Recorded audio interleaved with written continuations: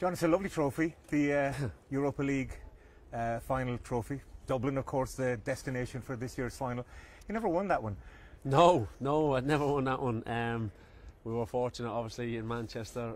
We were playing in the different UEFA competition, the Champions League one. So, no, I never got to get the grips with it. But it's proven to be an exciting competition this year, and you see the standard and the quality of the teams left in it as well. So, hopefully, there'll be. I've no doubt there'll be two quality teams preparing for the final in Dublin very soon.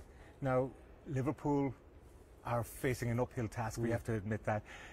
Liverpool fans would be, I suppose, amused to have me asking you, a Man United legend, about their chances. But at 3-0 down, do they have a chance? I think they do, because their recent history would tell you that they do. And as well, I was actually at the game itself. They did create plenty of chances. On another night, they definitely would have got a couple of goals. But the problem they probably have is that Atalanta that look like they can score too at will, and they're a talented outfit. It was just an interesting game to watch in terms of how Atalanta went about their aggressive tactics against Liverpool, and they were able to catch them out.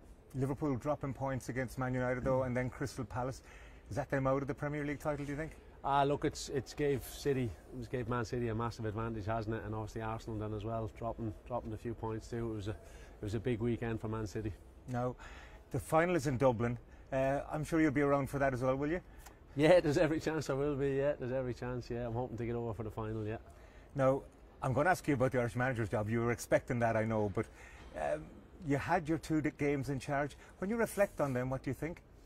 Look, Tony, it was an amazing honour to manage our country, and one that I was obviously always preparing for in terms of when you get involved in coaching and being involved with the 21s and then with the seniors. So it just gave me a taste for more, really. At the end of it, you said you made no secret of your desire that you would want to manage your country.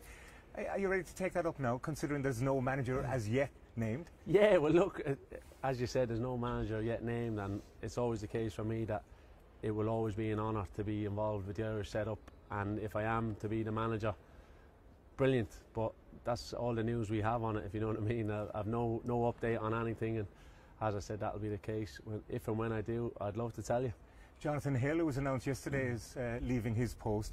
Has anyone contacted you since you were the manager for those games against Belgium and Switzerland? Yeah, look, I've been in touch with Mark Canham, obviously, just obviously talking about the two games itself, and obviously he's just been updating me as best he can on what's happening going forward, and ultimately there was no proper update, if you know what I mean. They're obviously trying to progress things as quick as they can. There's two games coming up. We've got Portugal away, and we've got Hungary back here at the Aviva Stadium. Would you take on the interim role again?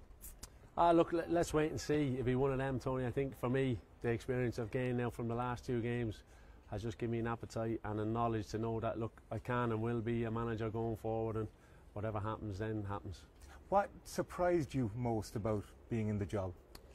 Well, not that, I won't say nothing surprised me, but it's just the fact that when you're working with staff beforehand, and now ultimately picking the starting 11, you take advice from your staff, but ultimately the tough decisions that you have to make on an 11 is down to you, and that's ultimately that's what it was. The starting 11 was down to me, and the way it was, because it was two friendlies, I didn't even have to cut numbers for the substitutes even, so sometimes that can be a challenge as well. So, but it was one I was more than capable of, and one I really enjoyed. Would you think then managers have to be decisive? Would you say to the FAI that I won't be the interim, that I want to be the main man now? There is no one else, and you've had a lot of support from the Irish public. Yeah, look, as I said, Tony, I'd love it to be the case, and if and when I would be ready to take on that challenge.